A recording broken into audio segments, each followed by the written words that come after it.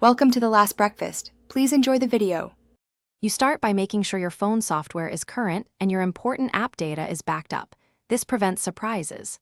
Once done, check whether the app you want can be cloned because some banking and secure messaging apps block duplication. Now go straight to Settings, then Advanced Features, and open Dual Messenger. You're taking action immediately. This menu is where Samsung surfaces supported apps and the switches you'll use to create a second instance. You'll see a list of supported apps. Tap the toggle next to the one you need and enable it. Once you confirm, Samsung installs a second instance. Accept the prompts and grant the necessary permissions so the clone can function.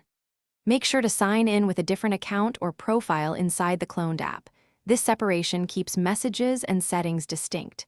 If you want a shortcut, add the cloned app to your home screen so it's instantly accessible. Once the clone appears, move it to the home screen and rename or arrange it so you can tell the instances apart.